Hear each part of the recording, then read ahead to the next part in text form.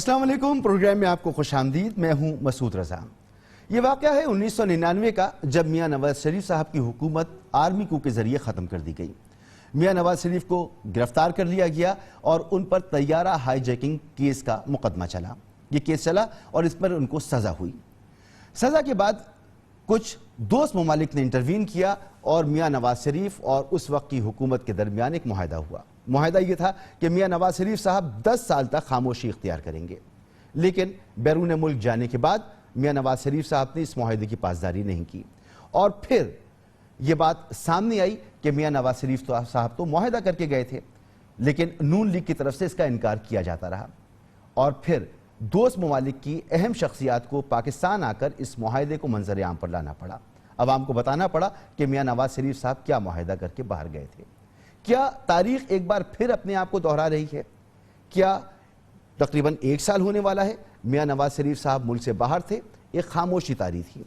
مریم نواز ملک کے اندر تھیں، ایک خاموشی تھی، یہ خاموشی ٹوٹ گئی، کیسز دوبارہ سے چلنے لگے، اور اب بات کی جا رہی ہے کہ میاں نواز شریف صاحب کو برطانیہ سے واپس لایا جائے اور انہیں دوبارہ جیل میں ڈالا جائے۔ کیا واقعی کوئی معاہدہ تھا جو ٹوٹ رہا ہے؟ تو کیوں ٹوٹ رہا ہے؟ بات کریں گے۔ ہمارے ساتھ موجود ہیں وفاقی وزیر سائنس اینڈ ٹیکنالوجی جناب فواد چودھری صاحب۔ فواد چودھری صاحب، سب سے پہلے تو میں آپ کو اپریشیٹ کرنا چاہتا ہوں کہ آپ نے مختصر سے وقت میں سائنس اینڈ ٹیکنالوجی جیسی وزارت میں زبردست کام کیا۔ زراعت کا شعبہ ہو یا کووڈ کی صورتحال ہو، نئی ایجادات تک آپ بات لے گئے، اس کو زبردست آپ نے کام کیا۔ سر بہت مبارک ہو آپ کو۔ بہت شکریہ جی، بہت شکریہ سر۔ یہ نواز شریف صاحب کو وطن واپس لانے کے لیے حکومت اب بات کر رہی ہے، اور یہ کہا جا رہا ہے کہ ان کی جو رپورٹس تھیں وہ ڈاکٹر کی گئی تھیں، ان کو بنایا گیا اور حکومت کو مس گائیڈ کیا گیا۔ آپ اس وقت بھی خلاف تھے کہ نواز شریف صاحب باہر نہ جائیں۔ سر بات یہ کی جا رہی ہے کہ جو 99 میں نواز شریف صاحب ملک سے باہر گئے تھے ایک معاہدہ کر کے، اور پھر ان کا معاہدہ یہ تھا کہ وہ 10 سال تک خاموش رہیں گے، کیا اس طرح کا کوئی معاہدہ ہوا تھا گورنمنٹ کے ساتھ کسی سطح پر، اور اب وہ معاہدے کی خلاف ورزی ہو رہی ہے، اس لیے یہ ساری باتیں ہو رہی ہیں؟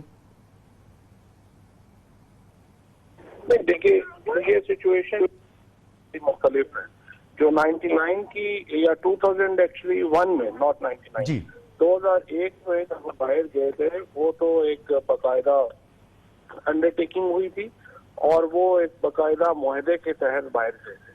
اس بار کیا ہوا ہے کہ کوئی معاہدہ نہیں ہوا، کچھ ایسی بات نہیں ہوئی۔ انہوں نے ایک میڈیکل رپورٹس اپنی جو ہیں وہ پیش کی، اور ان میڈیکل رپورٹس میں جو ہے وہ یہ معاملہ ہمارے سامنے آیا، جس میں ہمیں پتہ چلا کہ جی وہ انہوں نے کہا کہ وہ بڑے بیمار ہیں، بلڈ ٹیسٹ جو ہیں وہ بڑے ڈاؤن ہیں، اور چونکہ وہ پہلے علاج باہر سے کرواتے رہے، ان کا علاج جو ہے وہ بھی باہر سے ضروری ہے۔ اب یہ جو رپورٹس پیش کی گئیں، وہ رپورٹ جو ہیں ان کی بنیاد کے اوپر حکومت کے ڈاکٹرز کے بورڈ نے، ان کی بنیاد کے اوپر جو کورٹس ہیں انہوں نے، اور حکومت نے بھی فیصلہ کیا کہ ان رپورٹس کی بنیاد پہ ان کو باہر جانے کی اجازت دی جانی چاہیے۔ اب جب وہ باہر چلے گئے تو اب یہ پتہ چل رہا ہے کہ جو برطانوی لیبارٹری کی رپورٹس ہیں وہ یہاں کی رپورٹس کو جسٹیفائی نہیں کر رہی، اور نہ ہی ان کی ایکٹیویٹیز جو ہیں وہ ان کو جسٹیفائی کر رہی ہیں۔ لہٰذا پچھلی دفعہ وہ معاہدہ کر کے گئے تھے، اس دفعہ وہ فراڈ کر کے گئے۔ ٹھیک، تو سر یہ فراڈ ہو گیا، اور پھر ہمیں وہ پریس کانفرنسز بھی یاد ہیں، آپ کی پوری پنجاب حکومت، وزیر صحت، پھر خود عمران خان صاحب نے اس کو ویریفائی کرایا، بڑی اس پہ بات چیت ہوئی، اور بالکل اطمینان کرنے کے بعد ان کو بھیجا گیا۔ تو اس سطح تک یہ فراڈ ہو سکتا ہے، اور حکومت اس طرح کیا کہتے ہیں اس کو کہ ماموں بنا دیا حکومت کو؟ دیکھیے نا، جب آپ مثلاً آپ ڈاکٹر ہیں، میں آپ کے سامنے رپورٹ پروڈیوس کرتا ہوں کہ یہ بلڈ ٹیسٹ کاؤنٹ جو ہے وہ ہمارا یہ ہے بڑا لو ہو گیا ہے، تو آپ کیا فیصلہ کریں گے؟ آپ تو جو ٹیکنیشینز ہیں، جو لیب کی رپورٹ ہے، آپ اس کے اوپر ہی فیصلہ کریں گے نا۔ آپ نے اس کے اوپر ہی فیصلہ کیا، اب آپ اس کو جیسے مرضی انٹرپریٹ کریں، but fact of the matter is کسی بھی ڈاکٹر کے پاس یہ رپورٹ جائیں گی وہ یہی فیصلہ کریں۔ تو سر جو گارنٹیز ہیں، اور اب حکومت پنجاب جو ہے ان کو اجازت بھی نہیں دے رہی، ان کی جو ایکسٹینشن ہے وہ نہیں دے رہی ان کو، تو اب حکومت کے پاس کیا آپشنز ہیں شہباز شریف صاحب کے حوالے سے؟ دیکھیں نا، جب یہ اس وقت آپ کو یاد ہوگا کہ جب یہ باہر جا رہے تھے تو ہمارا جو فیڈرل کابینہ یہ کہتی کہ کم از کم جن کیسز میں ان کو کنوکشن ہوئی ہے کی جو گارنٹی ہے وہ اس کے برابر ہونی چاہیے, اتنے پیسوں کے برابر ہونی چاہیے. لیکن عدالت نے اس کو ریویو کر دیا اور کہا کہ شہباز شریف صاحب کی پرسنل گارنٹی پہ وہ چلے جائیں. اب شہباز شریف صاحب کی پرسنل گارنٹی تو 50 روپے کے بانڈ پہ ہے. اب شہباز شریف کی ذمہ داری ہے اس گارنٹی کو پورا کریں, but now this is a matter between court and Shahbaz Sharif صاحب. مگر سر نواز شریف صاحب ملک سے باہر جائیں یہ چھوڑ دیا گیا تھا حکومت کے اوپر. اگر حکومت چاہتی تو ای سی ایل سے نام نہیں نکلتی اور کہتی کہ ٹھیک ہے آپ باہر آ جائیں, پاکستان میں ہی اپنا علاج کرائیں. غلطی ہوئی یہاں پر حکومت سے؟ نہیں, بات یہ ہے کہ دیکھیں میرا موقف تو خیر تھا کہ آپ reports not with standing reports جو ہے وہ حکومت باہر نہ جانے دیں. لیکن ایک بھی یہ تھا کہ نہیں جب رپورٹس ہیں آپ نے ان کو جو ہے وہ جیل میں, پرسنل دشمنی تو دیکھیں نہیں ہے نا عمران خان کی جو نواز شریف صاحب سے ذاتی لڑائی تو نہیں ہے. ہماری کوئی ذاتی لڑائی تو نواز شریف صاحب سے نہیں ہے کہ کسی کو جیل میں یا کہیں کے اوپر بھی ان کو اتنا تو نہیں کسی کو کرنا ہم نے اسکویز کے ان کی جان جو ہے وہ اس کو خطرہ ہو. تو ایک یہ ہے کہ اگر جان کو خطرہ ہے, رپورٹس کنفرم کر رہی ہیں, تو آپ ان کو باہر جانے دیں. وہ جو ہے وہ پریویل کیا وہ. سر یہ خاص رویہ اختیار کیا گیا نواز شریف صاحب کے لیے. ابھی شبلی فراز صاحب نے پریس کانفرنس میں کہا کہ جی ان کو واپس بلانا ہوگا اور ہم نیب سے بات کریں گے اور نیب جو ہے وزارت خارجہ کے ذریعے یہ کوششیں کریں کہ وہ واپس آئیں. اس وقت میں یہ سوچ رہا تھا کہ یہ کیوں نہیں کہہ رہے شبلی فراز صاحب کہ مریم نواز یہاں موجود ہیں, وہ ایک جتہ لے کے گئیں, عدالت میں پیش نہیں ہوئیں, ان کو دوبارہ پروڈیوس کروایا جائے اور حکومت سارے انتظامات کرے گی اور وہ عدالت میں آئی.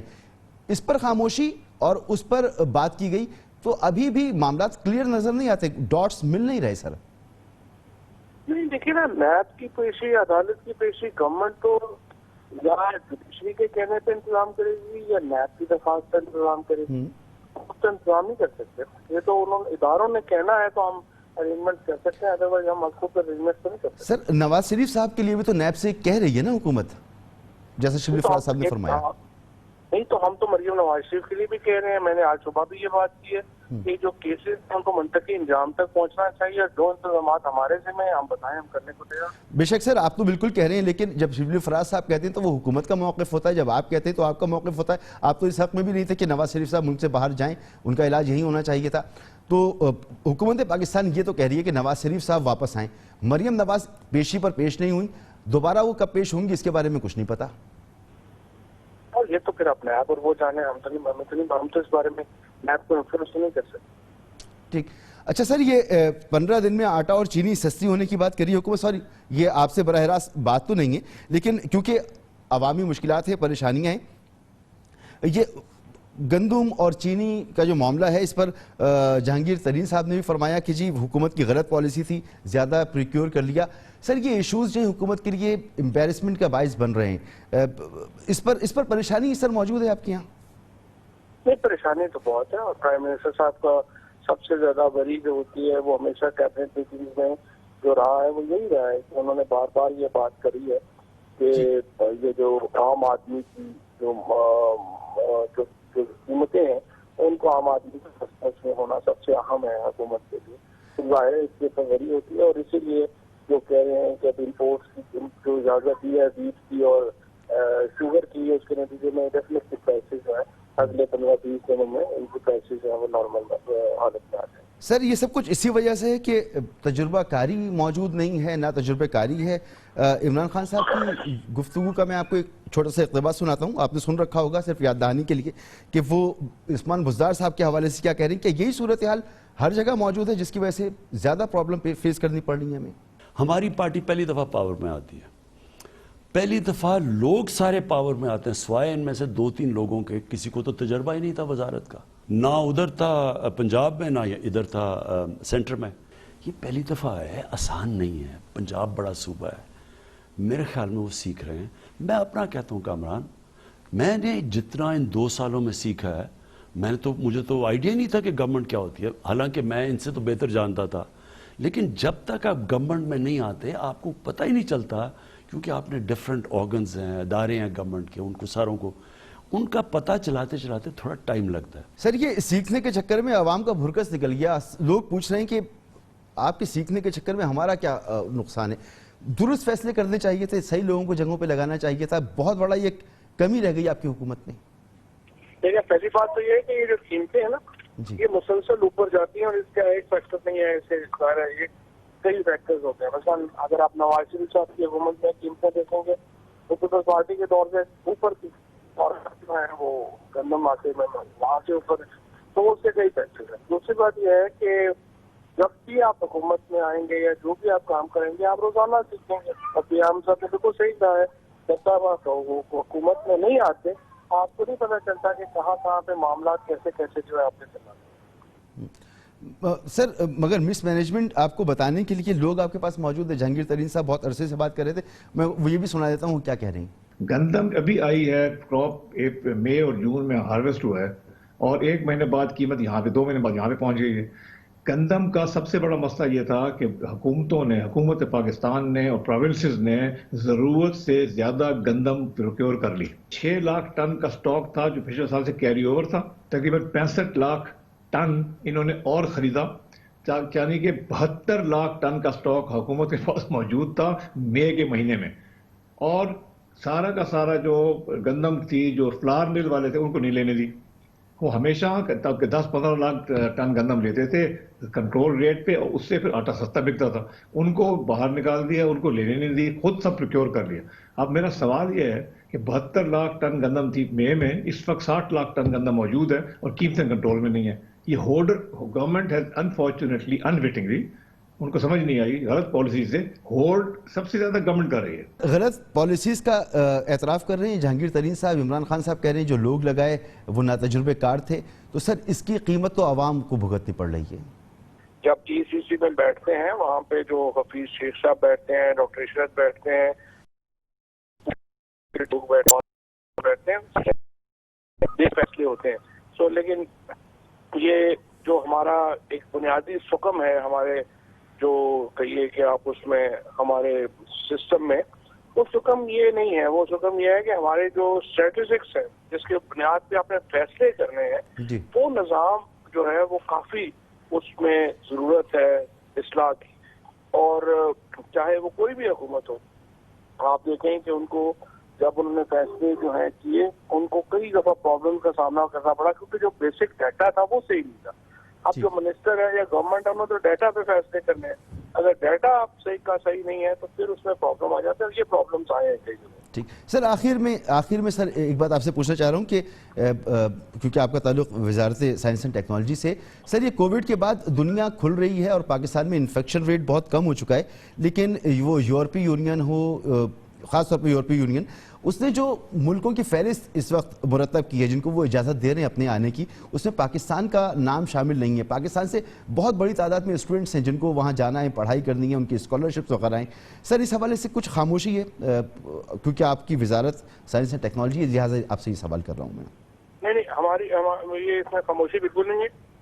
محیط یوسف، غلام سرور خان صاحب اور یہ زلفی بخاری صاحب، یہ 3 لوگ جو ہیں وہ اس وقت ان معاملات کو دیکھ رہے ہیں اور اس کے اوپر آلموسٹ کافی پیش رفت ہو گئی ہے.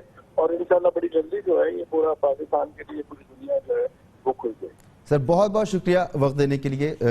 اپنی گفتگو سنی فواد چودھری صاحب، وزیر سائنس اینڈ ٹیکنالوجی. مختصر وقت میں ہم نے کوشش کی کہ زیادہ سوالات کے جوابات حاصل کر سکیں، لیکن اپوزیشن اور حکومت کے درمیان جو ایک کشمکش ہے، نواز شریف صاحب کو واپس لانے کی بات ہو رہی ہے، سیاسی ٹمپریچر اس میں بڑھے گا. اپوزیشن ایک احتجاج کے موڈ میں ہے، وہ احتجاج کرنا چاہ رہی ہے، APC کی کال دی ہوئی ہے، باہر نکلنے کی بات ہو رہی ہے. نواز شریف صاحب اگر باہر ان کو واپس لایا جاتا ہے اور حکومت کی اہم شخصیات کو ایک مرتبہ پھر قانون کے شکنجے میں جکڑا جاتا ہے، ان کو جیلوں میں بھیجا جاتا ہے، تو پھر کیا اپوزیشن کوئی تحریک چلانے کے قابل ہوگی؟ بات کریں گے ایک بریک کے بعد. ہمارے ساتھ موجود ہوں گے احسن اقبال صاحب، سیکرٹری جنرل ہیں مسلم لیگ نون کے. ایک بریک کے بعد.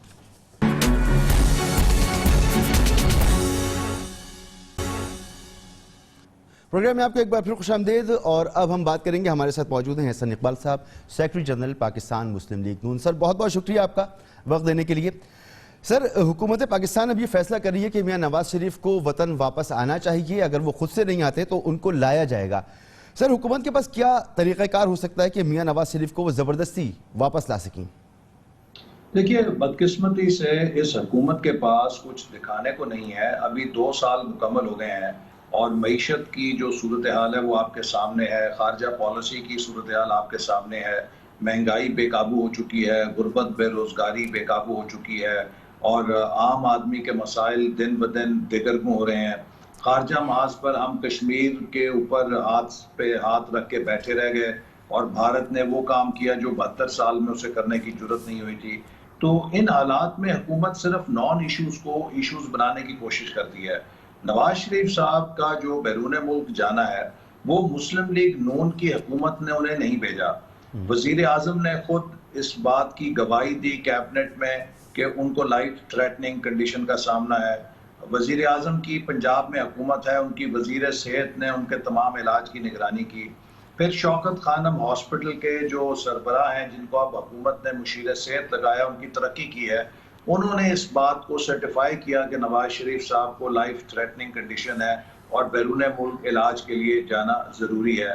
تو جب اس حکومت نے تمام اپنی ذاتی سرکاری غیر سرکاری ذرائع سے تسلی کر کے انہیں باہر کے علاج کے اوپر سیاست کرنا اور محض اس طرح کے نان ایشوز کو کھڑے کرنا، جیسے کہ اس سے پہلے وہ بیگم کلثوم نواز صاحبہ کی بیماری پر یہ اسی طرح سیاست کھیلتے تھے، بعد میں شرمندہ ہوئے۔ میں سمجھتا ہوں کہ یہ نہ تہذیب کے دائرے میں آتا ہے، نہ اس کی انسانیت اجازت دیتی ہے، نہ سیاسی اور جمہوری اقدار اجازت دیتے ہیں۔ سر یہ ساری باتیں اپنی جگہ، مگر میرا بنیادی سوال یہ ہے کہ کیا حکومت واقعی ایسا کر سکتی ہے کہ میاں نواز شریف صاحب کو واپس لا سکے؟ اگر لا سکتی ہے تو کون کون سے ایسے آپشنز ہیں جو وہ استعمال کر سکتی ہے؟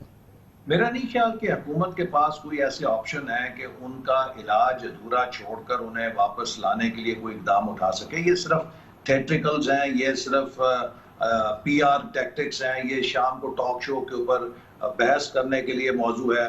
وہ عدالت کی اجازت سے گئے ہیں اور عدالت نے کہا ہے کہ جب ان کے ڈاکٹرز اور معالجین کہیں گے کہ وہ صحتیاب ہو گئے ہیں تو وہ واپس آ جائیں۔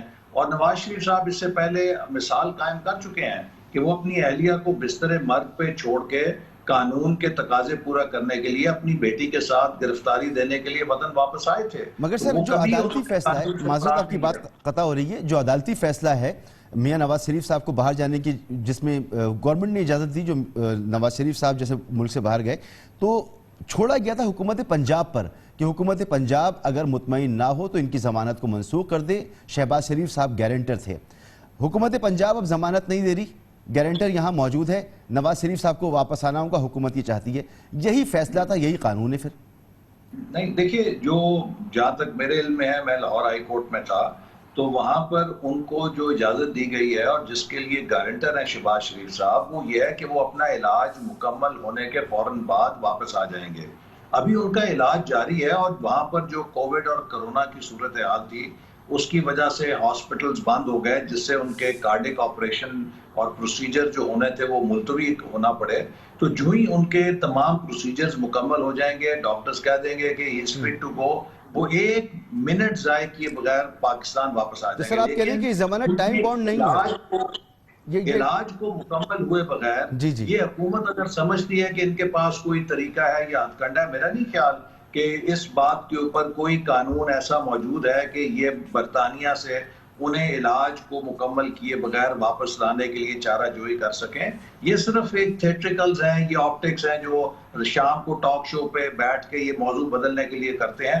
اصل بات یہ ہے کہ حکومت کو اپنی کارکردگی پہ جواب دینا ہے، ان وعدوں کا جواب دینا ہے جو اس نے عوام کے ساتھ کیے تھے کہ آٹا چینی وہ تو ضرور دینا ہے، مگر نواز شریف صاحب کا ملک سے باہر جانا کیا اس بات سے آپ کہہ رہے ہیں مشروط نہیں تھا کہ حکومت پنجاب اس کو بار بار دیکھے گی کہ اگر ان کی واقعی صحت بہتر نہیں ہے، رپورٹس کا تبادلہ ہوگا، اور اگر حکومت پنجاب سمجھے گی کہ یہ بات درست نہیں ہے، ان کی صحت اب ٹھیک ہو رہی ہے، تو ان کی ضمانت کی مدت میں اب توسیع نہیں ہوگی؟ آپ کہہ رہے ہیں ایسا کچھ بھی نہیں تھا؟ دیکھیے، ان کے لیے ایک پورا فریم ورک بنایا گیا تھا، اور عدالت کے فیصلے نے لکھا تھا کہ حکومت کو اگر کسی موقع پر تصدیق کرنی ہو، نواز شریف صاحب کا علاج مریخ پہ یا کسی اور سیارے پہ تو نہیں ہو رہا نا، برطانیہ کے اندر پاکستان کا ہائی کمیشن بھی موجود ہے، اور حکومت اپنے ذرائع سے ان کے علاج کی تصدیق بھی کر سکتی ہے۔ ان کو جو ضمانت دی گئی تھی وہ کسی چھٹی کی یا پکنک کی نہیں دی گئی تھی، ان کو ضمانت دی گئی تھی کہ وہ اپنا علاج مکمل کرائیں اور صحتیاب ہو کر واپس آئیں۔ تو جو ہی ان کا علاج مکمل ہوگا، اب یہ حکومت کا کہنا کہ 15 دن ہو گئے، 1 مہینہ ہو گیا، ان کو جو ضمانت لی گئی تھی وہ ان کے علاج کے لیے لی گئی تھی، وہ کسی ایک مدت کے لیے نہیں تھی. اور جو ہی ان کا علاج مکمل ہوگا، ساری دنیا جانتی ہے کہ کووڈ کی وجہ سے برطانیہ کے اسپتال بند ہو گئے تھے اور وہاں پر تمام جو پروسیجرز ہیں ان کو مؤخر کیا گیا. تو اب ان کو جو ڈاکٹرز اپوائنٹمنٹ دیں گے اس پہ وہ اپنی پروسیجرز کرا کے فوراً واپس آ جائیں گے. لیکن حکومت اگر یہ سمجھے کہ وہ ان کو علاج سے پہلے ہی لا سکتی ہے، میرا نہیں خیال کہ ان کے پاس کوئی ایسے ذرائع ہیں جن سے حکومت بین الاقوامی طور پہ انہیں ڈیپورٹ کرا سکتی ہے. نہیں تو آپ نواز شریف صاحب کی میڈیکل ہسٹری کا تبادلہ کر رہے ہیں پنجاب حکومت کے ساتھ؟ جی، جو بھی جو عدالت کے حکم میں لکھی گئی تھی ہدایات، اس کے مطابق ان کے معالجین کمپلائی کر رہے ہیں. اور عدالت نے یہ بھی کہا تھا کہ اگر حکومت کو کسی وقت عدم اطمینان ہو تو وہ ہائی کمیشن کے ذریعے بھی ان رپورٹس کو چیک کر سکتی ہے اور علاج کی جو ضرورت ہے اس کا جائزہ لے سکتی ہے. لہٰذا یہ سب چیزیں اس ہائی کورٹ کے فیصلے میں مگر موجود سر ہیں. وہ حکومت پنجاب نہیں مان رہی، اب کیا کریں؟ حکومت پنجاب نہیں مان رہی. حکومت پنجاب کہہ رہی ہے کہ جی اب نواز شریف صاحب کو واپس آنا چاہیے، ہم مزید توسیع نہیں دے رہے. دیکھیے نا، ان کی واپسی مشروط ہے ان کے علاج کے ساتھ. ان کی واپسی کا فیصلہ نہ حکومت پنجاب نے کرنا ہے، نہ میں نے کرنا ہے، نہ عمران خان صاحب نے کرنا ہے. ان کی واپسی کا فیصلہ ان کے معالجین نے کرنا ہے. اور جب ان کے معالجین یہ کہہ دیں گے کہ اب یہ صحت یاب ہیں، یہ واپس جا سکتے ہیں، تو ایک دن ضائع کیے بغیر وہ واپس آ جائیں گے. اچھا، ایک طرف تو میاں نواز شریف صاحب جب ان کا علاج مکمل ہوگا تب واپس آئیں گے. مریم بی بی نیب گئیں، پھر پیشی ان کی نہیں ہو سکی، وہاں پر بدمزگی ہوئی، سب کچھ ہوا. تو اب دوبارہ ان کا کیا اسٹیٹس ہے نیب میں؟ اب دوبارہ وہ کب پیش ہوں گی؟ کوئی نوٹس سرو ہوا ہے؟ اگر ہوگا تو پھر کیا ہوگا؟ اسی طرح سے جائیں گے یا عدالتوں کا سامنا کریں گی بی بی؟ جی دیکھیے، ابھی تک تو ان کو نوٹس میری معلومات مطابق نیا سرو نہیں ہوا.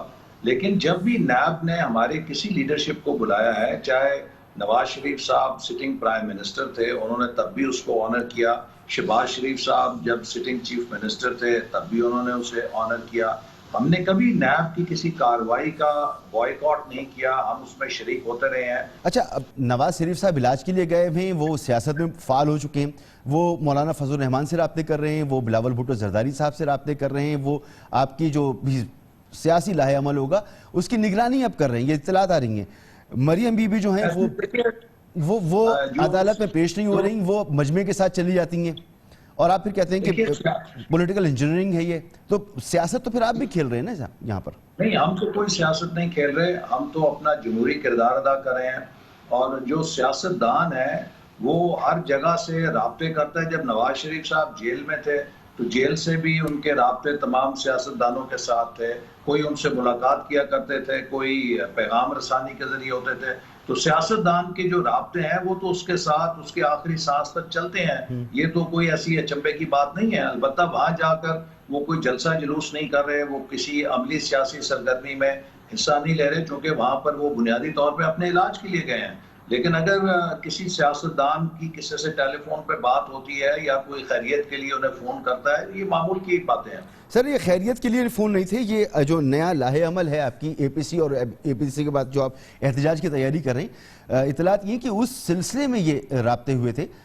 جو آپ کی اے پی سی ہونی تھی عید سے پہلے وہ نہیں ہو پائی، عید گزر گئی، محرم شروع ہو گیا، ڈیلے ہو رہا تھا، شہباز شریف صاحب اس کو مینیج نہیں کر پا رہے تھے، لہٰذا نواز شریف صاحب نے کمان اپنے ہاتھ میں لے لی ہے. دیکھیے، میں نے آپ کو جیسے کہا نا کہ تمام سیاستدانوں کے رابطے معمول کی بات ہوتے ہیں، اور جو ملک کی صورتحال ہے اس پہ بھی وہ ہمیشہ بات چیت کرتے ہیں. لیکن وہاں پہ نواز شریف صاحب کی جو اصل سرگرمی ہے وہ اس وقت ان کا علاج ہے. اور باقی پاکستان کے اندر ان کے صحت تو خراب نواز شریف صاحب کی ہے نا، صحت خراب نواز شریف صاحب کی ہے، تو تاریخ نہیں موجود ہے یہاں. صحت کی دریافت کرنے کے لیے اگر فون کریں گے تو بلاول صاحب کریں گے، مولانا فضل الرحمان صاحب کریں گے. صحت تو نواز شریف صاحب کی خراب ہے. نواز شریف صاحب جب فون کر رہے ہیں تو ظاہر سی بات ہے سیاسی رابطوں کے لیے فون کر رہے ہیں نا. جی یہ بھی ہو سکتا ہے کہ انہوں نے کال ریٹرن کی ہو. جب کوئی مجھے فون کرتا ہے میں فون نہیں سن سکتا، بعد میں کال اس کی ریٹرن کرتا ہوں. یہ فون کالیں کوئی ایسی بڑی بات نہیں ہے، یہ معمول کی بات ہوتی ہے. اصل بات یہ ہے کہ حکومت اپنی کارکردگی چھپانے کے لیے، حکومت اپنی ناکامیاں چھپانے کے لیے نان ایشوز کو ایشوز بناتی ہے. ایشو یہ ہے کہ چینی کی کیا قیمت ہے، ایشو یہ ہے کہ آٹے اور دال کی کیا قیمت ہے، ایشو یہ ہے کہ بجلی اور گیس کے بل کی آج کیا قیمت ہے. ایشو یہ ہے کہ آج بے روزگاری اور غربت کی کیا سطح ہے. ایشو یہ ہے کہ 1 سال میں کشمیر کے لیے حکومت نے کیا کیا اور بھارت پہ کتنا دباؤ ڈالا کہ وہاں سے جو لاک ڈاؤن ہے اسے ختم کرایا جا سکے. اصل بات یہ ہے کہ حکومت جواب دے وہ 1 کروڑ نوکریاں کہاں ہیں. اصل بات یہ ہے کہ حکومت جواب دے کہ وہ 50 لاکھ گھر کہاں ہیں. اصل بات یہ ہے کہ حکومت جواب دے کہ وہ 3000 ارب سالانہ جو کرپشن سے حکومت نے بچانا تھا وہ ہمیں تو بجٹ میں نظر نہیں آ رہا, وہ کس کی جیب میں جا رہا ہے. اصل بات یہ ہے کہ حکومت جواب دے کہ آج اس کے اپنے اراکین اسمبلی کھڑے ہو کر بولنے پر مجبور ہیں کہ جتنی کرپشن آج پاکستان میں اور بالخصوص پنجاب کے صوبے میں وہ دیکھ رہے ہیں انہوں نے کبھی اپنی زندگی میں نہیں دیکھی. یہ وہ ناکامیاں ٹھیک سر, ہیں اب یہ ایشوز ہیں. تو سر سوال یہ بھی ہے کہ یہ تمام سوالات جو عوام پوچھنا چاہتے ہیں اپنی اپوزیشن رہنماؤں کے ذریعے, وہ اپوزیشن اپنے ذاتی مفادات پر عوام کے مفاد کا سودا نہ کر دے. سر سوال یہ ہے کہ سوال یہ ہے کہ آپ ایک ڈیٹ دیتے ہیں کہ جی APC ہوگی, احتجاج ہوگا, پھر وہ بلاول بھٹو زرداری اور شہباز شریف صاحب کی پریس کانفرنس جس میں کوئی اس بات کو تیار نہیں ہے کہ اس انقلاب کو لیڈ کون کرے گا, پھر مولانا فضل الرحمان اور زرداری صاحب اور یعنی پیپلز پارٹی کا عزم, اعتماد اور تحفظات کا اظہار نون لیگ کی پالیسیز پر, اس نے شکوک و شبہات پیدا کر دی ہیں. سر اس میں کلیئرٹی نہیں ہے, پھر نواز شریف صاحب سیاست میں ہی ہوتے ہیں. آپ نے سوال کیا کہ اپوزیشن جو ہے وہ عوامی مشکلات کے لیے اپنے مفادات کا سودا نہ کرے. جی, یہ وہ کون سے مفادات ہیں کہ جس میں میں بھی 2.25 مہینے جیل کاٹ کے آیا, سابق وزیر اعظم شاہد خاقان عباسی 8 مہینے جیل کاٹ کے آئے, ڈاکٹر مفتاح اسماعیل صاحب 6 مہینے جیل کاٹ کے آئے, خواجہ سعد رفیق اور ان کے بھائی 12-14 مہینے سے زیادہ جیل کاٹ کے آئے, اور اسی طرح حمزہ شہباز شریف آج بھی جیل کاٹ رہے ہیں. تو مسلم لیگ نون وہ جماعت ہے جو اس وقت حکومت کی نمبر 1 ہٹ لسٹ پر ہے. ہم نے تمام جھوٹے مقدموں کا بھی سامنا کیا ہے, گرفتاریوں کا بھی سامنا کیا ہے, جیلوں کا بھی سامنا کیا ہے, لیکن ہمارے پیروں میں کوئی لغزش تو نہیں آئی ہے. اور یہ ہم کیوں سختیاں جھیل رہے ہیں؟ اس لیے سختیاں جھیل رہے ہیں کہ حکومت سے ہم یہ سخت سوال پوچھتے ہیں. ہمیں کہا جاتا ہے, ہمیں پیغام آتے ہیں کہ آپ لوگ اگر خاموش ہو جائیں گے تو آپ کے خلاف کارروائیاں بھی خاموش ہو جائیں گی. اس کے باوجود ہم خاموش نہیں ہوتے, ہم عوام کی ترجمانی کرتے ہیں, ہم عوام کے حقوق کی بات کرتے ہیں. تو لہٰذا مسلم لیگ نون کو کوئی یہ نہیں تانا دے سکتا کہ ہم نے اپوزیشن میں کسی قسم کی کمی رکھی ہے, اس لیے کہ جتنی قربانی مسلم لیگ نون کی لیڈرشپ نے دی ہے کسی اور پارٹی نے پاکستان کے اندر ابھی تک اس اپوزیشن میں نہیں دی ہے. بہت بہت شکریہ سر احسان اقبال صاحب, سیکرٹری جنرل مسلم لیگ نون. گفتگو آپ نے سنی. یہاں پر ایک بریک لیں گے اور بریک کے بعد یہی اپوزیشن کا اگلا لاہے عمل کیا ہوگا, حکومت کیا کچھ کرنا چاہتی ہے, بات کریں گے. قمر زمان کائرہ صاحب ہمارے ساتھ موجود ہیں گے ایک بریک کے بعد.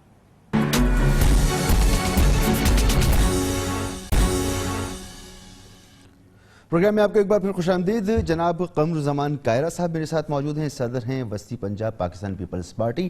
سر بہت بہت شکریہ آپ کا وقت نکالنے کے لیے.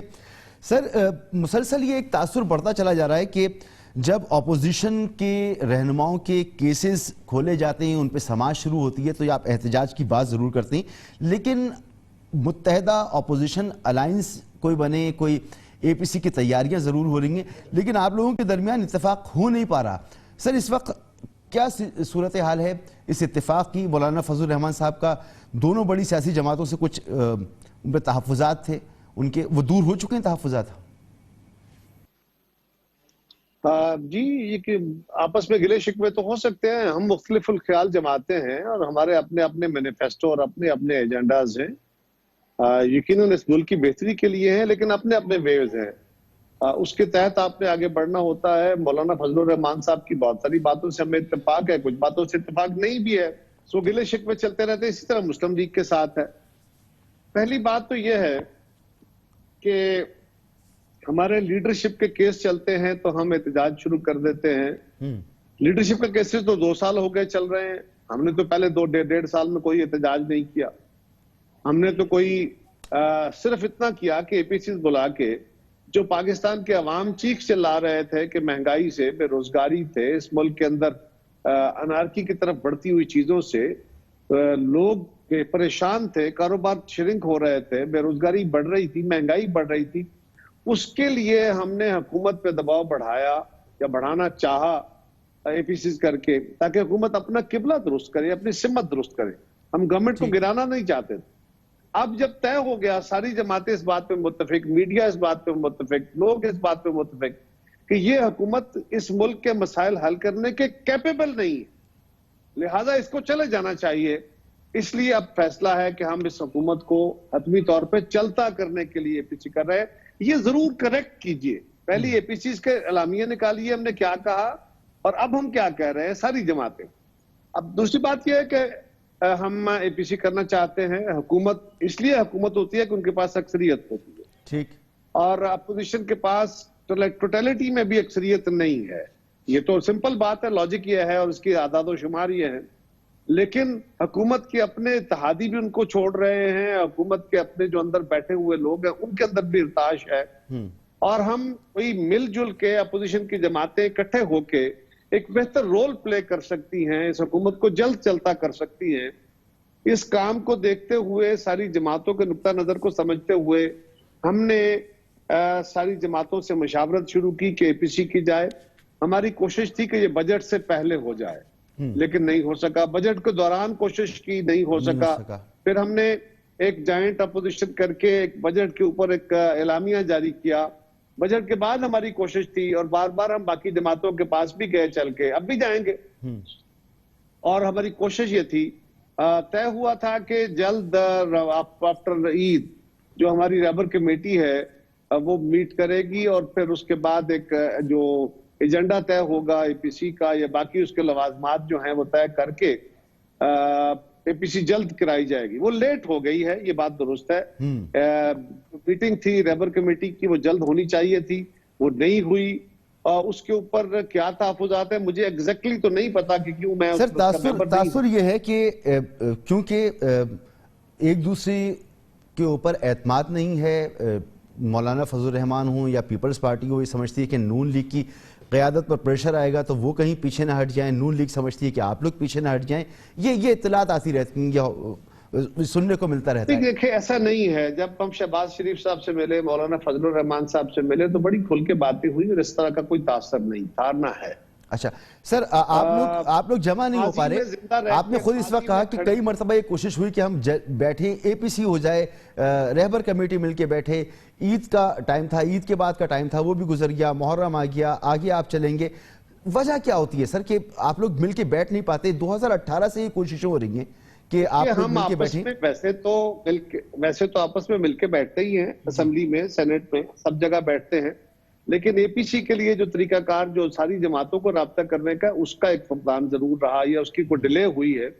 मैं समझता हूं कि ये डिले होने की वजह से ही ये तासुर उभरा है, और इसका जवाब हम किसी अब ऐलान की सूरत में नहीं, अब हम अमली सूरत में ही दे सकते हैं कि हम रैबर कमेटी की मीटिंग जल्द कर लें और उसके बाद एपीसी की डेट आ जाए, तभी आपके सवाल का जवाब हो सकेगा। लेकिन एक बात जरूर मैं कहूंगा, एक है टोटलिटी में अपोजिशन, एक है कि हर जमात को क्या वो अपनी जिम्मेदारी पूरी कर रही है।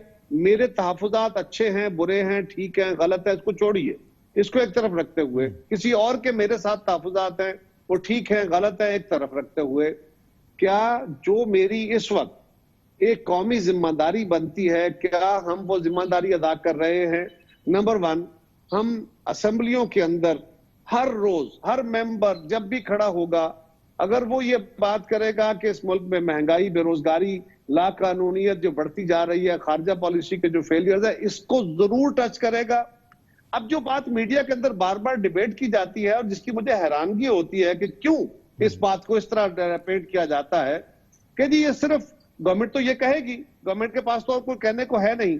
लेकिन आप जैसे जरूर देखना चाहिए कि अगर गवर्नमेंट कहती है कि हम नैब के कवानीन ठीक कराना चाहते हैं, नैब खत्म कराना चाहते हैं, एनआरओ मांगते हैं फला अपनी क़यादत के लिए, नैब पर जिस तरह से आप बात कर रहे हैं, इससे ज्यादा एलिगेशंस तो आपने लगाई है हुकूमत की कारकर्दगी पर।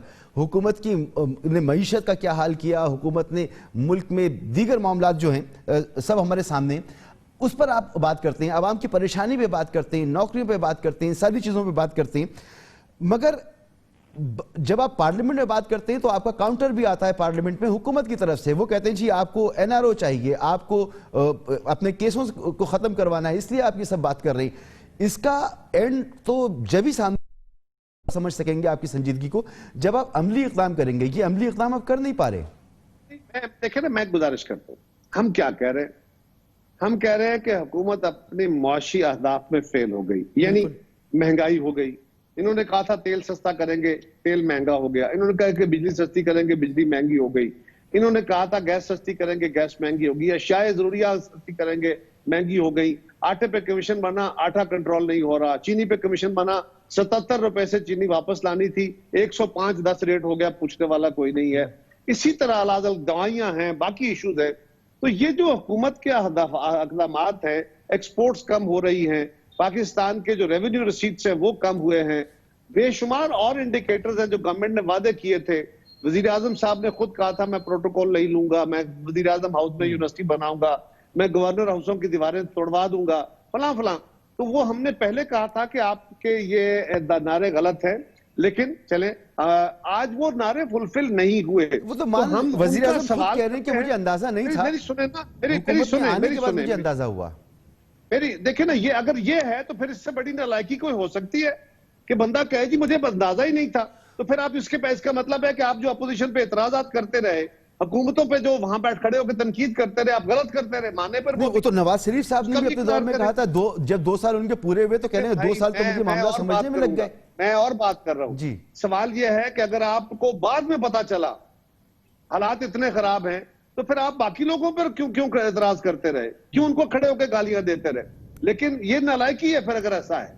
और ये आप तो कहते थे कि हमने हर सेक्टर की स्टडी की हुई है, हमें किसी तैयारी की जरूरत नहीं, हम बस हुकूमत में आते जाएंगे और 1 महीने में, 2 महीने में, 100 दिन में हम ये रिफॉर्म्स ले आएंगे। ये नारे हैं ना जी खान साहब के।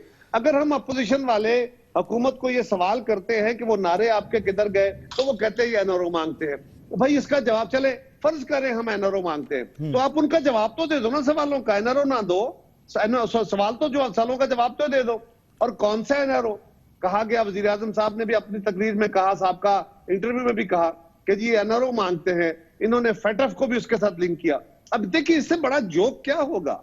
वजीर आजम पाकिस्तान फरमा रहे हैं कि ये फेटफ के, और सारे हुकूमती लोग भी, कि फेटफ के कानून को और पाकिस्तान की सलामती के कवानीन को अपोजिशन ने नैब के साथ लिंक कर दिया और मुझे ब्लैकमेल किया। और कैसा ब्लैकमेल किया कि फेटफ का कानून पास हो गया, नैब के कानून को छेड़ा नहीं गया और हम ब्लैकमेल भी कर गए। सर यही एक ऐसा नुक्ता है जिस पर बात बहुत जरूरी है, चाहे वो सेनेट का इलेक्शन हो, चाहे वो कोई कानून पास करना हो। ऑपोजिशन ना करते करते आखिर में हाँ कर देती है, तो ऑपोजिशन कॉम्प्रोमाइज कर देती है। फजल रहमान साहब भी नाराज हुए, आवाम में गुस्सा ये है कि ऑपोजिशन जिसे बात करनी चाहिए उसके हुकूक के लिए, वो कॉम्प्रोमाइज कर जाती है। देखिए ऐसा नहीं है। देखिए गुजारिश क्या है, हमने ये फेटफ का मिसाल दे रहा हूं आपको, हम हुकूमत के खिलाफ हैं। मौलाना फजल रहमान साहब से लाहौर में मिले, उस दिन शहबाज शरीफ साहब से भी जाके चेयरमैन साहब मिले, तो उन दोनों मीटिंग्स में हमने मीडिया के साथ बात की, आपके पास रिकॉर्ड में होगा। हमने वहां पे फेटफ का इशू छेड़ा, हमने मीडिया में बात की उस पे, चेयरमैन साहब ने बात की उस पे कि फेटफ के कानून पे हुकूमत चाहती है कि जो फेटफ की रिक्वायरमेंट्स हैं उससे बियॉन्ड बहुत सारे इख्तियार उसके झांसे में वो ले और वो एक सुपरा नैब इदारा बना के बैठ जाए और जब चाहे अपोजिशन के बाजू मरोड़े। हम वो नहीं होने देंगे। जब ये नैब का बिल, आपने फेटफ का बिल आएगा, हम कमेटी में बैठ के देखेंगे जो फेटफ की रिक्वायरमेंट्स हैं, जो आलम की हमसे रिक्वायरमेंट्स है रियासत पाकिस्तान से, वो हम पास करेंगे। क्योंकि अगर वो पास नहीं होती तो पाकिस्तान का नुकसान होता है और पाकिस्तान ग्रे से ब्लैक लिस्ट में चला जाता है। सर सवाल ये नहीं है, सवाल ये है कि अगर हमने ब्लैकमेल किया होता, अगर हमने वो, तो आज आप मुझसे सवाल करते हैं कि आप तो मुल्क दुश्मनी के मुर्तकिब हुए, आपने तो पाकिस्तान को एक मुश्किल वक्त में डाल दिया। तो हमने ये बात उस वक्त भी कही जब हम कह रहे थे कि हम एपीसी करने जा रहे हैं, इस हुकूमत को गिराने जा रहे हैं। उसी जगह पे खड़े होकर कहा कि फेटफ की जो जेन्युइन रिक्वायरमेंट्स है रियासत पाकिस्तान की, वो हम जरूर पूरी करेंगे। उसमें कौन सी तो अमली हो गई। ठीक, बहुत शुक्रिया जनाब कमर ज़मान कायरा साहब, सीनियर रहनुमा पाकिस्तान पीपल्स पार्टी। गुफ्तगू आपने सुनी। आज फॉरेन पॉलिसी ने भी एक مضمون شائع کیا ہے جس میں اس بات کی نشاندہی کی گئی ہے. کہا گیا ہے کہ وزیر اعظم پاکستان عمران خان صاحب کہیں نہیں جا رہے, وہ مضبوط پوزیشن میں ہیں, اور وجہ یہ ہے کہ اپوزیشن ایک ساتھ جمع نہیں ہو پا رہی. اپوزیشن ان کے لیے کوئی مسئلہ نہیں ہے. ایک بریک لیتے ہیں, بریک کے بعد مزید بات کرتے ہیں.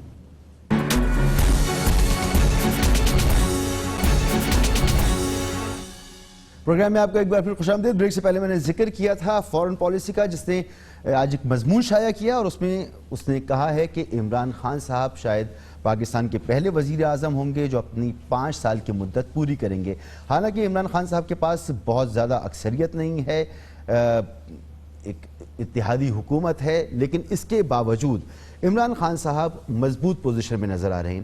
ان کی مضبوطی شاید اپوزیشن کا تتر بتر ہونے سے ثابت ہوتی ہے. ان کی مضبوطی ثابت ہوتی ہے کہ ان کی جو پالیسیز ہیں وہ ٹھیک سمت میں جا رہی ہیں. ان کی پالیسیز جو ہیں وہ ملک کے اداروں کے ساتھ میچ کرتی ہیں, اور کوئی دوسری رائے موجود نہیں ہے. سی پیک کا معاملہ ہو, فورن پالیسی ہو, اندرونی معاملات ہوں, معیشت کا معاملہ ہو, حکومت کا یہ ماننا ہے کہ اس نے ایک درست سمت کی طرف پاکستان کو گامزن کر دیا ہے, اور اپوزیشن یہ ثابت کرنے میں ناکام نظر آ رہی ہے کہ وہ جو کچھ کہتی ہے اس پر عمل کر بھی پائے گی, کیونکہ اس کی اپنی مصلحتیں ہیں جو آڑے آ رہی ہیں. یہ تاثر پیدا ہو رہا ہے کہ اپوزیشن منقسم ہو جاتی ہے جب بات آتی ہے ایشوز پر, اور ان کے سامنے درپیش ہوتا ہے معاملہ یہ کہ وہ عوامی ایشوز پر جائیں, ملکی ایشوز پر جائیں, یا اپنی قیادت کو سیف کرنے میں جائیں, ان کے کیسز ختم کرانے میں جائیں. تو یہ بیانیہ ہے حکومت کا یہ بیانیہ پریویل کرتا نظر آ رہا ہے.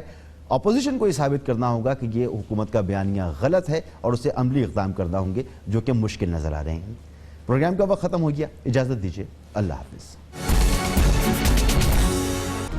Hi, it's Sayyeda Shanaz here. Thank you for watching Dunia News. For more videos and updates, don't forget to click the subscribe button. Keep watching Dunia News.